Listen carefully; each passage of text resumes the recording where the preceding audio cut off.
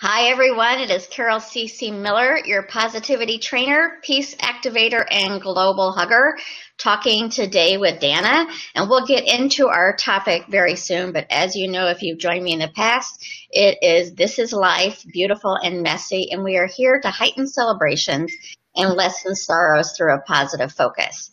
And today, what we're going to talk about is when you get that health scare and that you're in a health crisis, because it's so very easy when you've been diagnosed with a scary disease or even perhaps a terminal disease to go into that negative, what am I going to do experience. And Danna, who I've known for a few years now, is I'll let her give her background, but we're actually really not discussing what she teaches as much as we are about her own personal experience and how she has used what she teaches in her own personal life. So, Danna, thank you for joining me today, and go ahead and share a little bit about what's been going on in your life.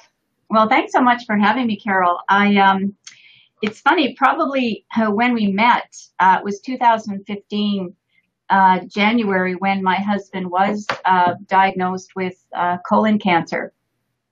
So you wouldn't have known about it because I didn't talk about it. Yeah. So that's one of the things I'd like to share with people.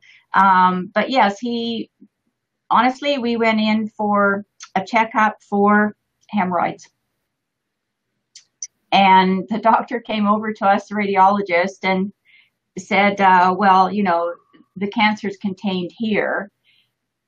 And it was one of those moments where I went, that's not what we came in here for, right? For hemorrhoids, not cancer. Exactly. So it was because of the bleeding, right? That was the sign of it. So in complete shock that was the case. And then, since I am a law of attraction person, the immediate focus becomes on, well, what do we want to have happen here?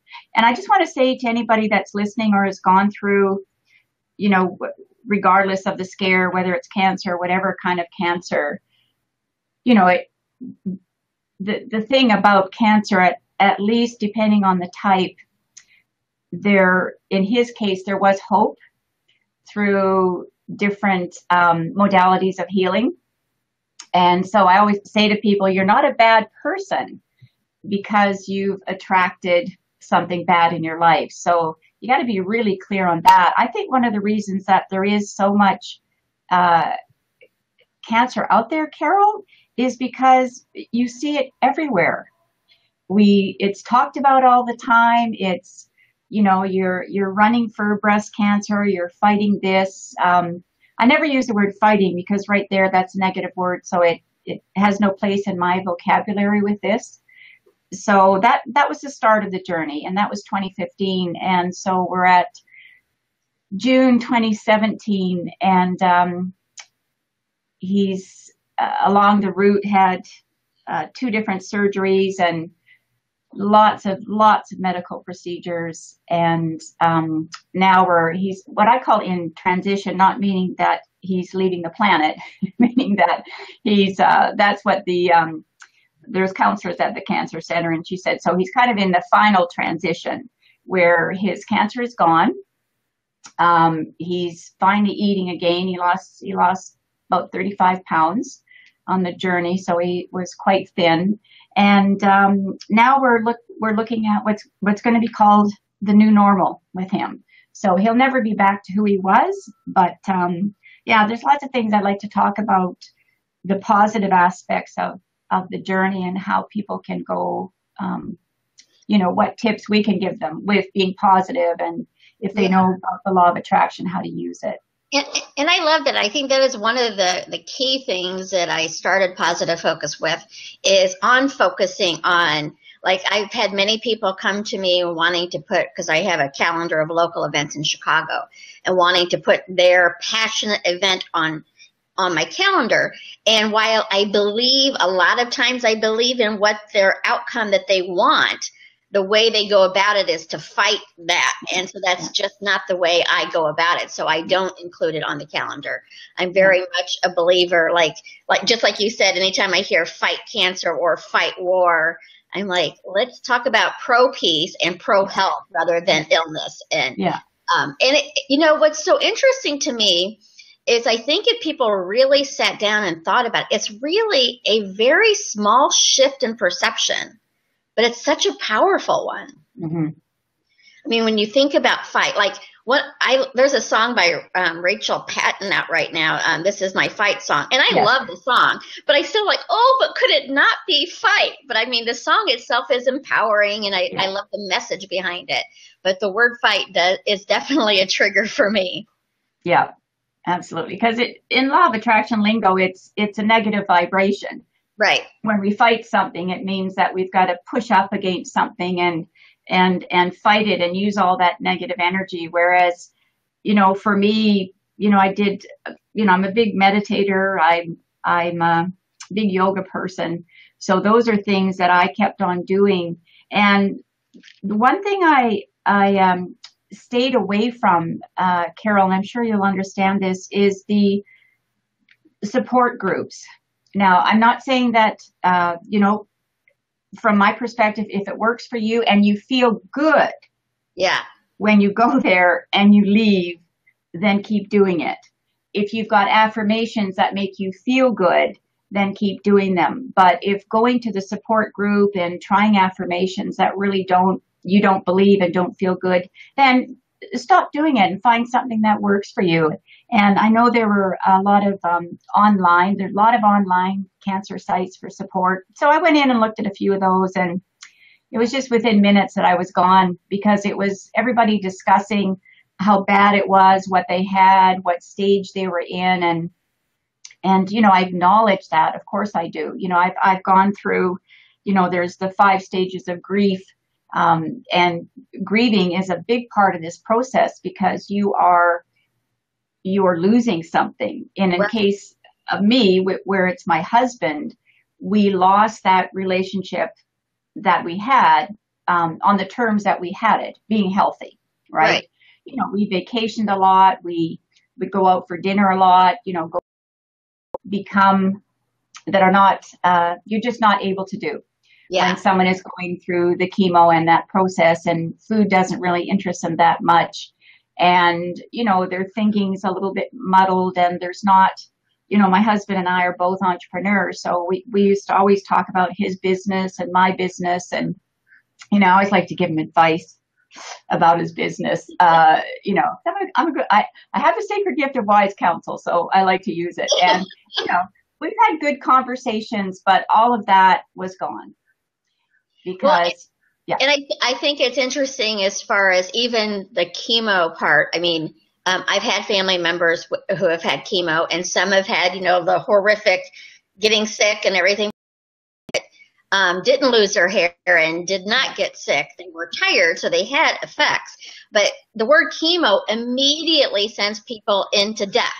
And so it's even using, thinking about how you had just mentioned with the different resources to go to these support groups. It really goes back to how you feel about it. If that support group is keeping you feeling unhealthy and getting you into, that kind of thing, and maybe that's what you need for a time that, we all have moments of where, we're not quite feeling where I practice this work all the time, and I still can get into a victim mode every now and then. Absolutely, yeah. And I catch myself quicker now because of it. Sometimes I'm like, nope, I want to stay there for a little bit, and I throw myself a pity party. And then most of the time I'm like, this does not feel good, and I reach for a better feeling thought. But, absolutely. So is your husband a law of attraction person? Yes, although his seems to be a little bit more on the side of things are going well. Okay. Then he believes in the law of attraction. And if they're not quite as, I didn't attract that, but he knows this is all I think about. So, and I do, right? I mean, it's just like breathing for me, thinking about, but you're, talking about the, there is a grieving process, as we were just talking about earlier, that you go through. And with law of attraction, we always say, have your meltdown or your hissy fit or your victim mentality, but do it briefly. Yeah. And, but we also say, you decide what the briefly is. I don't know what your briefly is, but I know for me, if I went on for days and days I just I couldn't anymore. I definitely did before I knew about, law of attraction. Yeah. Absolutely. Oh yeah, I was very good at it, right? Like everybody's doing everything to me. None of it's my fault, and didn't understand anything of the vibrational match that I was getting. But, he during the process, and I definitely focused on, I have this little pin that I give out a lot, Carol at Talks, and it just says it's the reset vibe. So, whether I've got one actually pinned on me or not, I'm constantly saying, so what do you want? Because, everything is a choice. So if it gets to food, well, I don't want this or that. Just tell me what you want. You want ice cream tonight for dinner? You're getting ice cream. I don't care, right? Right. As long as you'll eat and you feel good, I'll get you as much ice cream as you want, right? And that's ice cream. Yeah, exactly. But in the beginning, when you're going through it, everything is so brand new. Like I don't know anyone in my life, well, that immediate life that has cancer, and I've never researched it. I've never wanted to know about it. And, when this happened, we were actually part of a clinical trial. So we didn't really know, and they didn't really know. But my gut feeling just said, yeah. So he didn't have to get radiation, as many people do as well. So when you've got those two going on, I mean, it's a horrific schedule that people go through. So I said yes to the chemo, and then his name was thrown in a hat, whether or not he'd have to do the radiation. And so I just, brought some angels in and said, whatever is the best, but really I'd prefer if it was just the chemo and not radiation, because with chemo you go once a week, but radiation you have to go every day. Yeah. For like 5 or 6 weeks or something. And even physically that's difficult. And both of us being entrepreneurs, I mean, I really cut my work back. He wasn't working for not really the whole 2 years, but sporadically, because of when his surgeries were. So, we just kept focus on the positive. And now, it's a year since his last surgery. So he's gaining weight. And, I also am a certified emotion code practitioner. So I've done a little bit of that with him. He's not a big believer in it. So I do more on myself. Which is fine with me, just to get me through things. And so now, I bought him a briefcase. He's got a new office to move into. Today we're going to go pick up a suit that got altered. So, and hey, there's ice cream in the fridge. So I'm fine with that. Right. So, you just look for the things. It's always asking that question, so what do I want? Or asking that person, so what do you want, right? Because that's what we want to know. What would make you feel good here? You want to be left alone and sleep? Fine. I'll shut the door. You sleep as long as you want, right? So it's I think all through the process too, because Terry and I have been married about 17 years, that the kind of love that you have when you go through this with someone changes. Because it just can't be the way it was. It just can't be. So you kind of learn how to love differently and love in a better way, and definitely with more compassion and caring. But I am not, I teach a course also in sacred gifts. So I always like to say this to people if they're taking care of someone. I don't have the sacred gifts of a caregiver. Caregivers have the gift of service, the gift of compassion. I am compassionate, but it's not a sacred gift that, it just juices me to be with people that are marginalized or sick or whatever that. It doesn't. But you find a place in your being that just comes forth, that allows you to see the love that you have for the other person, to see the light, and to see the positive, look for the positive things that are going on. Because we got to a point where we'd say, okay, what's the best thing that happened today? Like we'd have a lot of those conversations when he was coherent. Okay, And we might get back to the ice cream. I don't care. Right? It's like whatever. But, always say, okay, what are you grateful for today?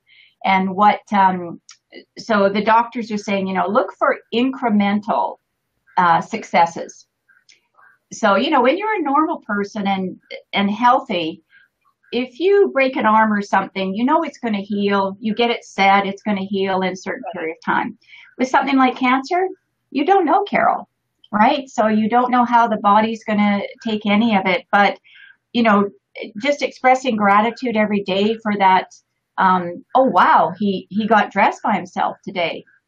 For me, this is what I say. This is what I say.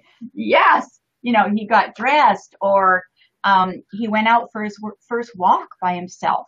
Well, and I want to stop you there because, I know that can sound a little silly that he got, but even dressing himself and walking by, that is a huge thing for somebody to feel like they are contributing, that they have value. And it may seem silly as something as getting dressed, but it really is a huge confidence thing for people who are dealing with an illness.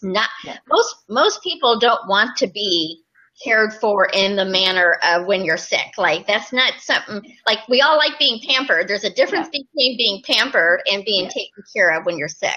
Yeah. And it really does affect people in their confidence level and feeling, especially, I would assume, I'm not married, but in a partnership like that, like they're not pulling their weight or burdening you more than even pulling their own weight. And so I'm sure that those were huge steps for him to be able to do. Absolutely. And you're absolutely right about, that, like, it's both people feel strong emotions in different ways, right? For me, because I was the main caregiver, even though we had a few nurses and he didn't like them. So I learned how to do all the medical stuff because it was just easier because, he's embarrassed. People are embarrassed, right? They're not this strong, handsome, capable, confident man, as you were just saying, right? And it would go the same for the wife or daughter, sister, brother, uncle, aunt, it doesn't matter, right? But when you're the person looking at them, it's just heartbreaking to see that. So you have to be mindful and say, like I say, okay, what progress did we make today? Might even be just getting out of bed. Wow, like that's just great, right? It depends on the severity of what the person's going through. But, definitely there were times when I just got in my car and just screamed. Windows up.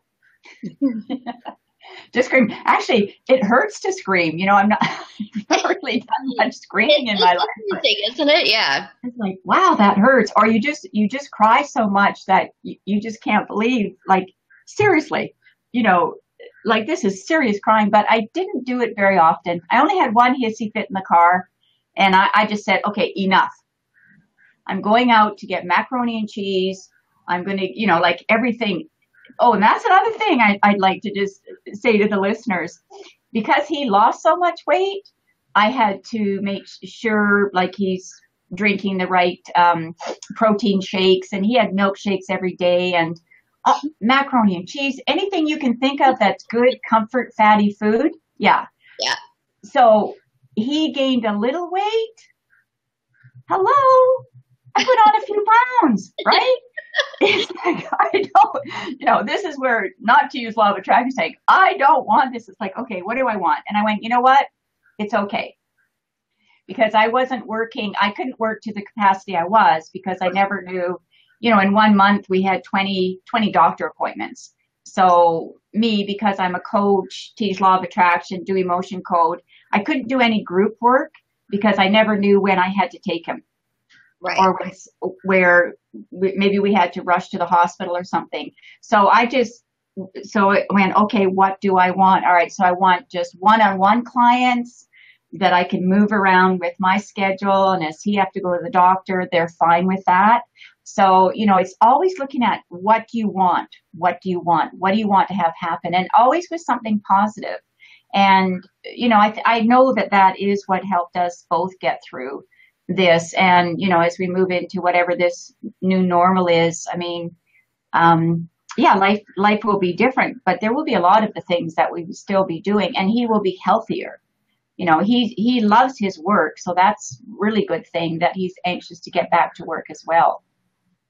Well, and I like it. I mean, it's been years now, but that the medical community is really even taking hold of the power of positive thought and thinking. And I mean, we could call it positive thought, we could call it law of attraction or whatever, but they see the importance and value of having a positive mindset. And it always amazes me, and I don't know the answer to this, but it really does seem that a lot of times in order for us to truly live, we get those wake-up calls. I've heard so many people who are diagnosed with, like, I tend to hear it from women, so it's breast cancer, and they would not wish it on their enemy. However, it was a gift to them because they really started to appreciate and love life. When something's getting ready to be taken away from you, you all of a sudden, like, wait a second, I'm not ready for this to go. And you find ways to really deeply appreciate it. So yes, I agree with that. And you start savoring the little things that you can do. Like yesterday, I'm in Vancouver, Canada, and we finally gotten a little bit of warm weather. So I said, well, why don't we have, you know, a summer dinner out on the balcony? Oh, nice. That's the first one, honestly, we've had maybe in 2 years. Because beautiful. Yeah, so it was nice and it was sunny, and it was kind of like what we used to do before, right? Yeah. And it's interesting. I have a picture on my desk as well of him and I. I'll just show it there. Can you see that? Yeah, I love it. Yeah. So it's just, I just keep it on my desk and in my relationship corner. And it's just a couple summers ago, before all of this happened, we just went up to, we have a really beautiful area called the Okanagan, and it's vineyards and lazy days and summer days, and it's hot. So I just look at that and it's not that I'm wistful, like, oh, I wish that. I'm not longing. I just look at it and I go, yeah, that was so fun, right? Yeah, so it's a good memory. And even that's a different vibration than the longing for missing what was. Yeah. Rather than looking at it as, wow, that was so much fun.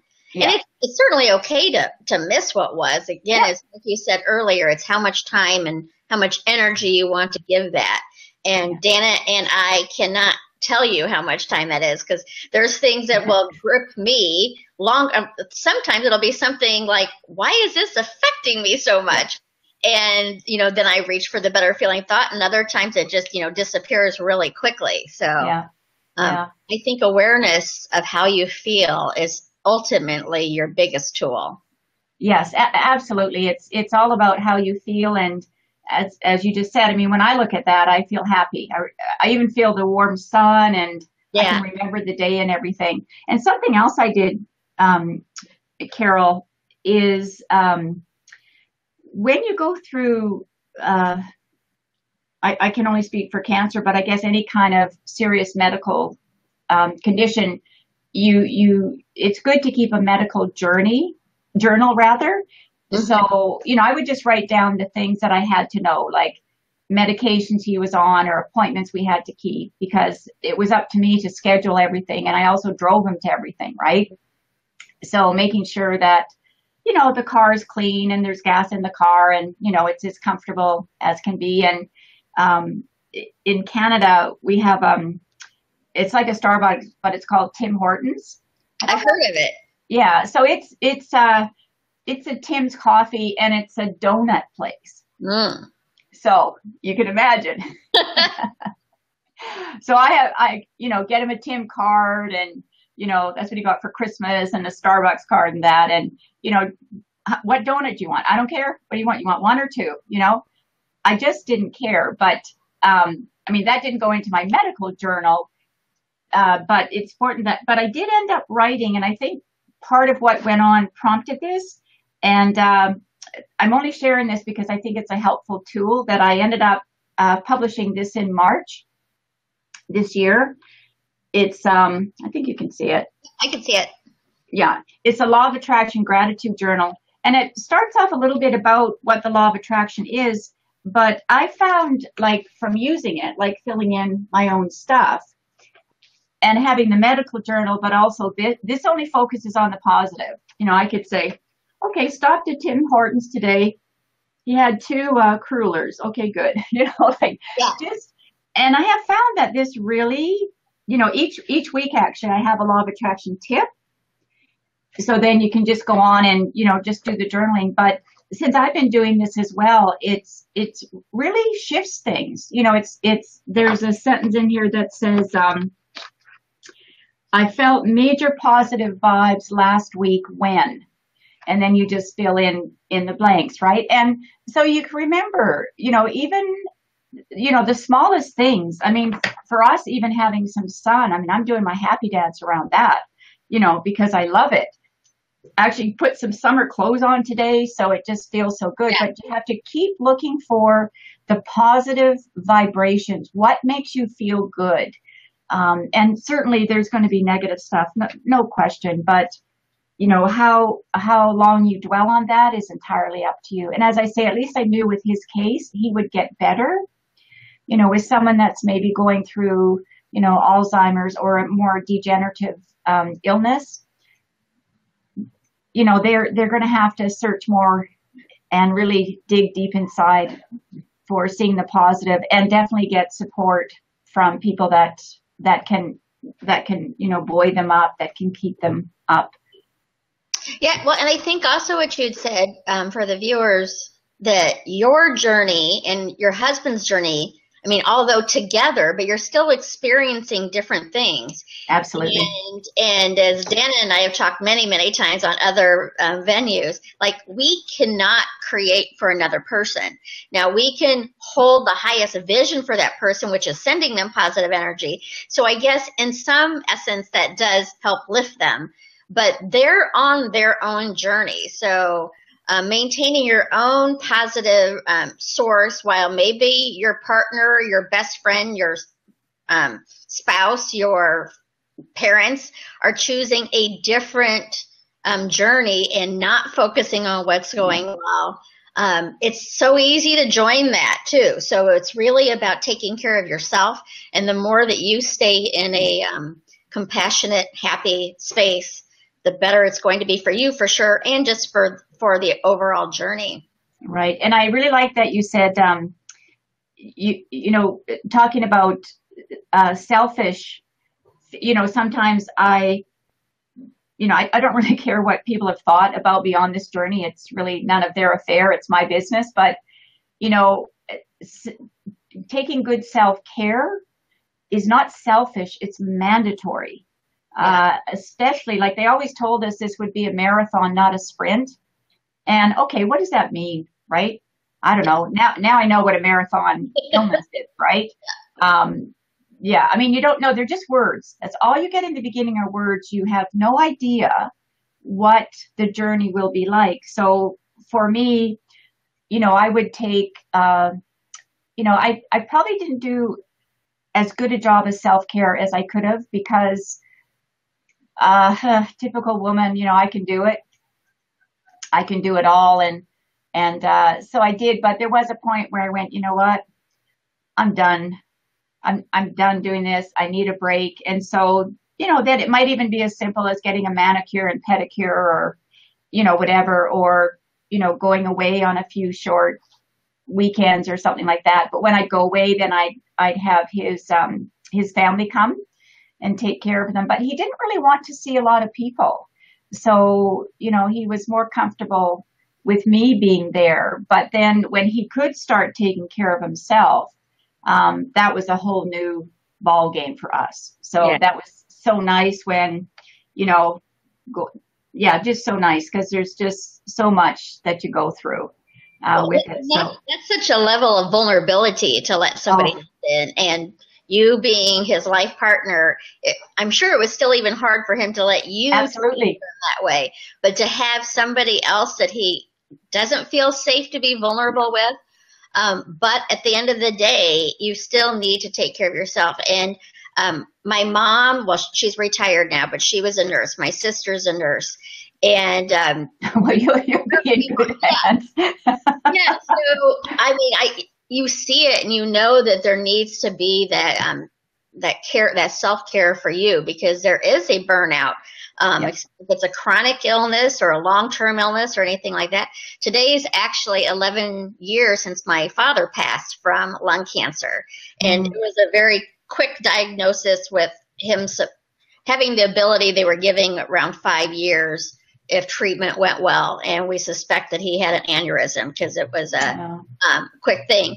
And so it actually kind of catapulted me to learn more about the work I do now, because I hadn't started Positive Focus yet. But it really is, it is a personal journey.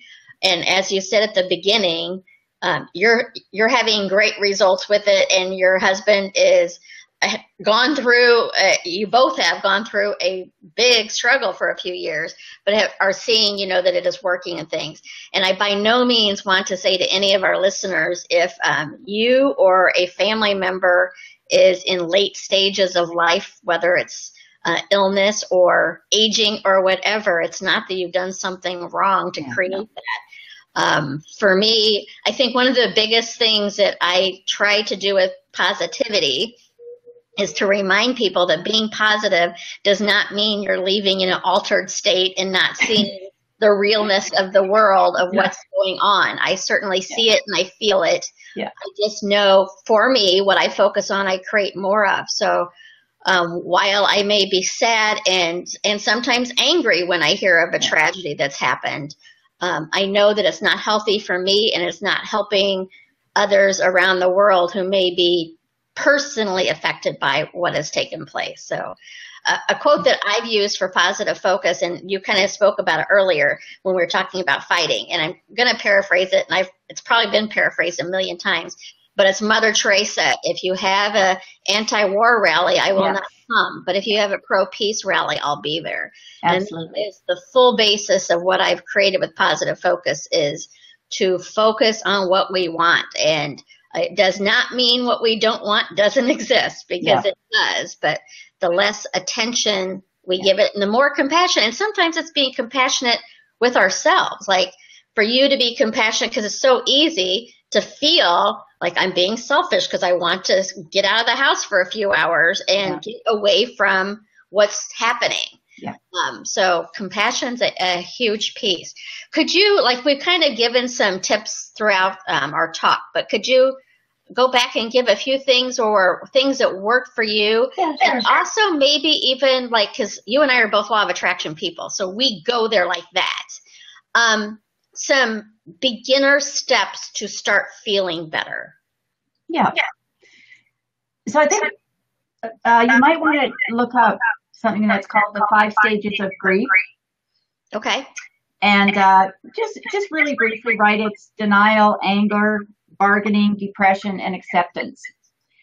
So once know that you're going to go through some of those stages, maybe not all of them, but there's no time limit on them. But what helped me get to that place of acceptance, a few things. I am a meditator, so I meditate every day. I had never been into angels before, Carol, but I just got attracted to them during this process, and I signed up on Doreen Virtue's website. Okay. And she's big into angels and healings and meditations and all of that. So I downloaded some meditations from her site, and I listened to them every single day. Nice. Every single day. And because he would still be sleeping, I would always get up before him, so I had time to meditate.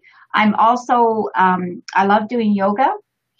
So for me, I kept up all those things, and I think that's really part of what kept me sane and focused on what I wanted. I ate as healthily as I could, but I also, you also want, if you're listening, give yourself permission to, have a few donuts, have some mac and cheese, have some comfort food, whatever that is for you. Fried chicken, doesn't matter, French fries, but do things that even if they're temporarily, make you feel good, and don't guilt yourself.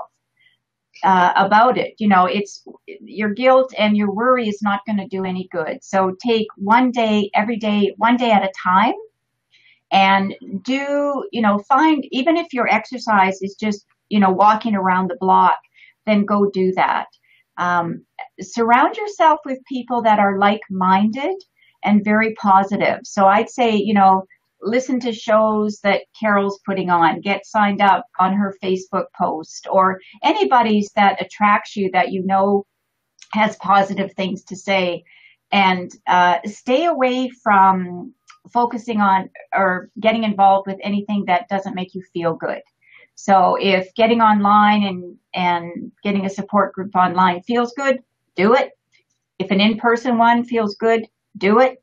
But as soon as it stops feeling good, then stop going. You've no obligation to anybody except yourself. So it's most important that you do take really good self-care, and then either be the caregiver for that person, or, you know, hire the caregivers or bring the family in. But, you know, just a bit of caution about the family or people that you bring in. It's really important that they have a positive attitude as well, because most people I found, Carol, that, which is why I've told very few people about this, but since we're at the other end, I did want to get on your show and be able to talk about it. But, you know, hanging out with people that they're going to tell you what happened to their uncle or their aunt or their dad. And the one thing that bothered me the most was all these supplements, medical supplements that everybody wanted me to buy, you know, and I just thought, oh, you know, I just say, you know, we're good. Because during the clinic and during the trial, they don't want you doing certain things. They you sort of need to follow a process with them. And yeah, and, you know, use the medical community as much as it feels right, but also there's a lot of other healing modalities that people can check out. And, yeah, go ahead. Well, I think that's so important because a lot of times you hear that it's either everyone's pro-Western medicine or pro-Eastern medicine. And for me, there's so many, and you just need to make a personal decision on what works for you. You know, Western doctors have been put on this earth for a purpose and are healers as well as people who heal in other modalities. They have certainly learned it in a different method. And just like when your doctor said, you know, cancer without even, like, you didn't even know. Oh, no, it's just like, I'm sure. Now, there are some doctors out there who their personality is that they don't really care and they've had to desensitize themselves. But most likely, it's a compassionate person who doesn't even have a clue the way they're saying it affects you that way because they deal with it all the time. Your family and the guests who come over, the vast majority of them mean well. People don't know what to say when dealing with somebody struggling, whether it's a financial struggle, whether it's a health struggle, or anything. And we often, myself included, have said the wrong thing. I don't know if I have not picked it up yet, but I plan on. Sheryl Sandberg has a book out right now called Option B. She's the COO of Facebook, and her husband tragically died 2 years ago from I saw her interviewed. Yeah, and it just looks like it's going to be chock full of great resources and she herself said before her husband died, she was that person who would kind of avoid somebody to give them space, you know. Yeah. So know that if somebody is saying the wrong thing to you, it's most likely well intended and just not necessarily appropriate. And also saying nothing, Carol. Yeah. I had some family members that, you know, once I told them, honestly, there wasn't even a comment and has never been brought up since. Wow. Yeah. Yeah. And it's like, and I just had to give them space and know that, you know, not to be, I don't know if it is a gender thing, but I have found that with the males in my family, that's kind of their way of processing is, and like you say, they mean well, they just don't know what to say. And, you know, and they don't know when should they keep asking or, I don't want that to be the top, if I'm talking to someone once a month, I don't want that to be what the conversation is about. Right. Normally I'm just going to say that, I just say, one day at a time. And then I don't have to go into it. Well, and I think, and this is a stereotype for sure, but society has brought men into fixing things.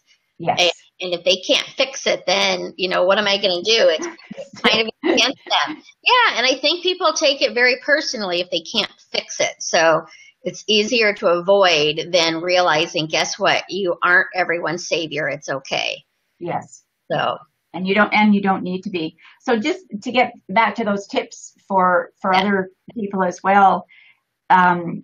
Just do things for yourself, like on a daily basis. Do at least one thing that you like, whether it's, just going out for 15 minutes and meeting a friend or having a coffee down the street or going for a walk. Or for me, I find I'm best out by the ocean. I love the water. Yeah, so I'm lucky, it's all around us. So I'll just go out in the car, maybe half an hour, take a book if it's raining and just sit there. And I find that just refuels me because your tank's going to be on empty. And you probably won't even know it for a while. And then you realize and also if there's nobody nurturing you, then you're going to have to nurture yourself. Yeah.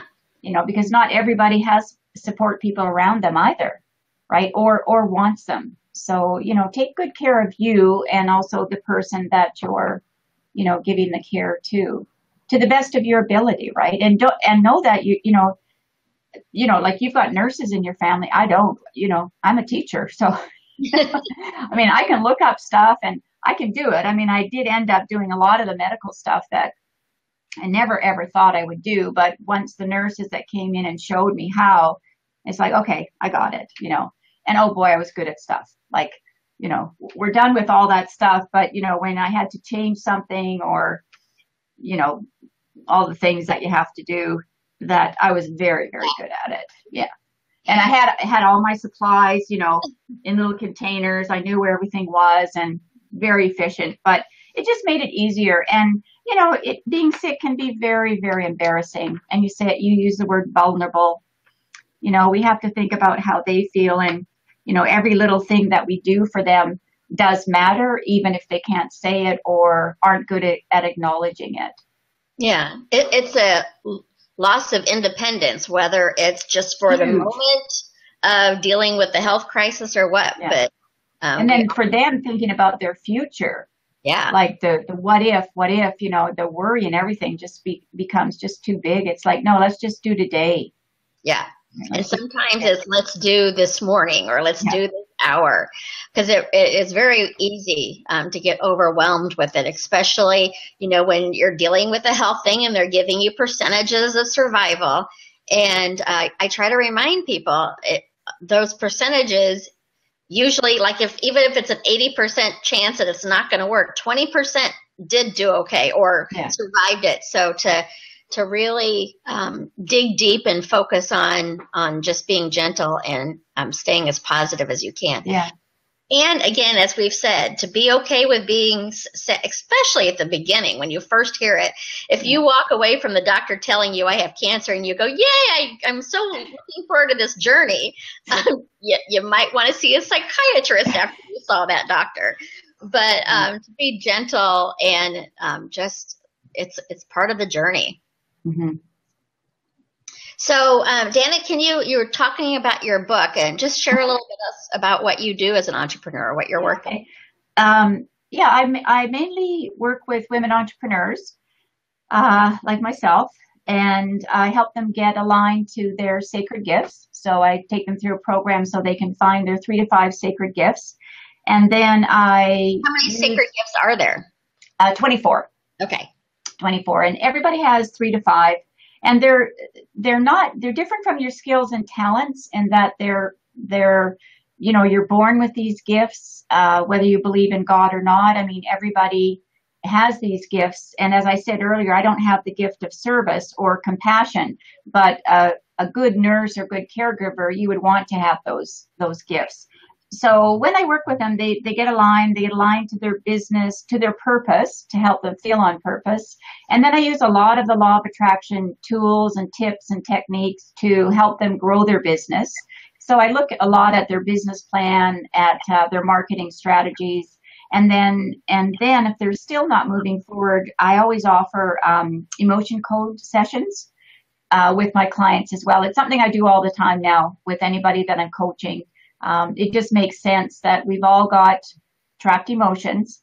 So there's 60 of them, and we would just work from a chart, and then we just do a session, maybe 30 minutes or 45 minutes, and help release those.